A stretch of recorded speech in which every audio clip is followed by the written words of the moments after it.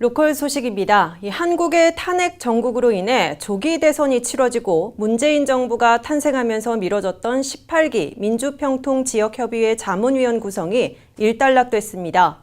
LA 총영사관은 어제와 오늘 이틀에 걸쳐 LA와 오렌지 샌디에고 지역협의회 회장과 자문위원 선정 결과를 발표했습니다. 자세한 내용 조한규 기자가 취재했습니다. 문재인 정부 출범 이후 첫 민주평통 지역협의회 구성이 일단락됐습니다.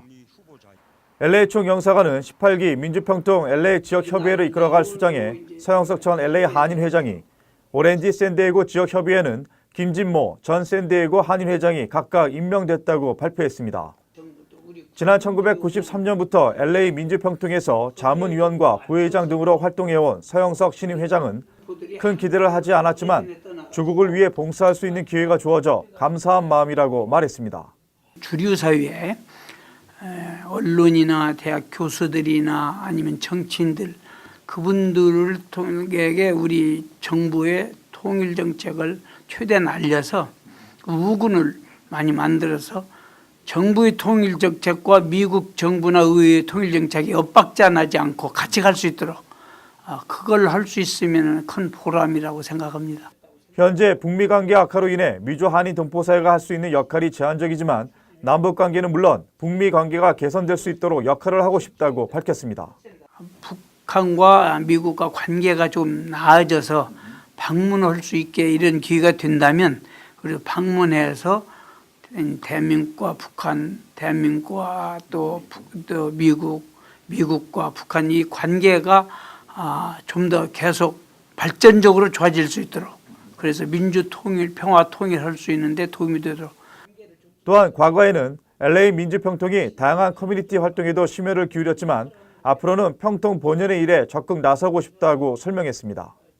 오렌지 샌디에고 민주평통의 18기 김진모 회장도 위중한 시기에 중책을 맡게 돼 책임감을 느끼고 있다며 남북이 평화통일로 가는 길에 조금이나마 돕고 싶다고 강조했습니다. 하여간 우리 문재인 정부가 절대로 지난번에도 대통령께서 전쟁은 절대로 안 된다. 저도 거기에 동감하고 우선은 전쟁을 막기 위해서 우리가 주류사회에 많은 로비를 해야 되겠죠. 그리고 우리가 아직도 사실 그렇게 우리가 대화를 하고자 해도 저쪽에서 문을 열고 있지 않지만 언젠가는 문을 열지 않겠느냐. 우리는 한민족이기 때문에.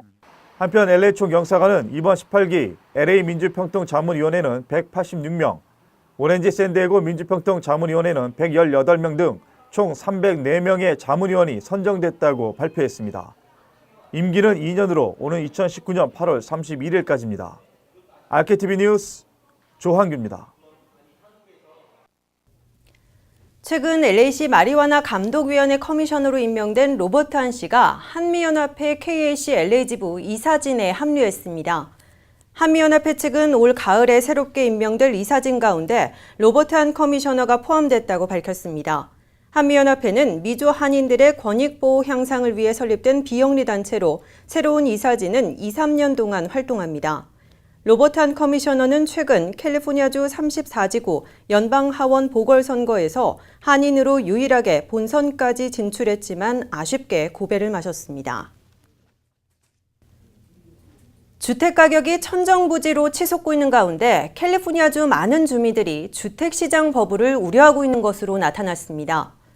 전국 부동산 중개인 협회는 최근 주택 관련 보험사 밸류 인슈어드가 전국적으로 1000여 명을 설문조사한 결과 캘리포니아 주민 10명 가운데 6명이 앞으로 2년 안에 주택시장 버블과 가격 조정이 나타날 것이라고 답했습니다. 전국적으로도 58%가 이같이 예상했습니다. 주별로 워싱턴과 뉴욕, 플로리다, 그리고 캘리포니아 등의 순으로 비율이 높았습니다. 주택가격 또는 가격 상승률이 높은 지역들입니다.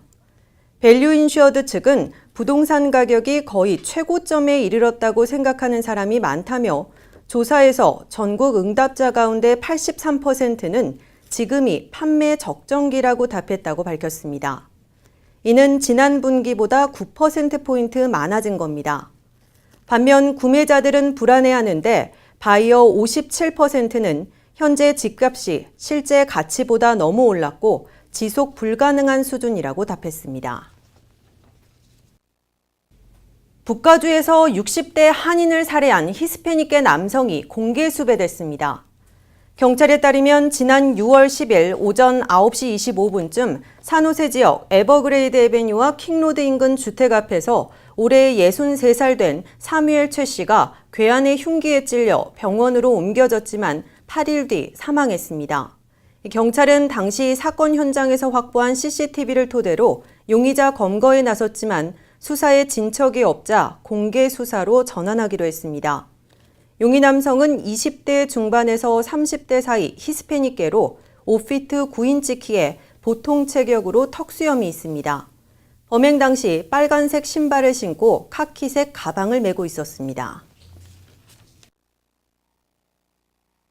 이번 주말 메트로 퍼플라인 연장선 공사로 LA 한인타운 중심가에 큰 혼잡이 예상됩니다.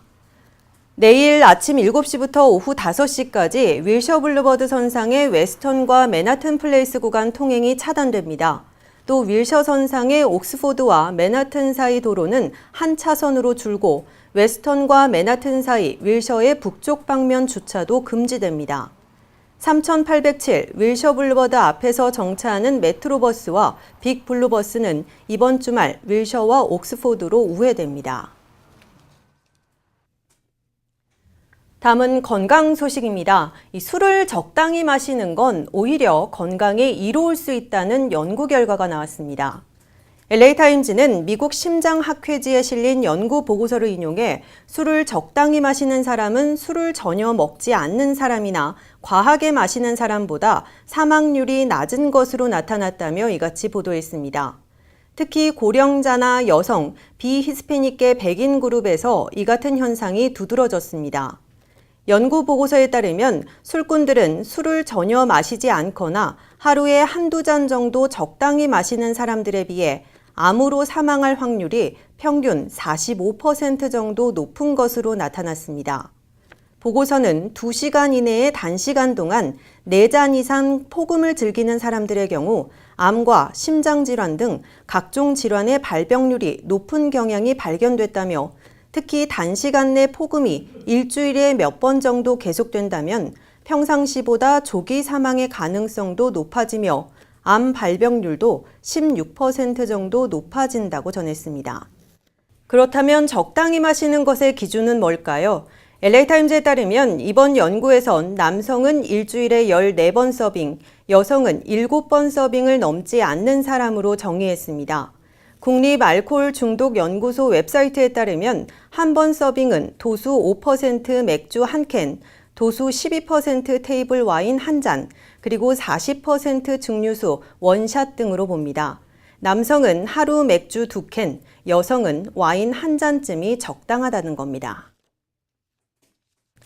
잠시 후에 이슈 포커스가 이어집니다.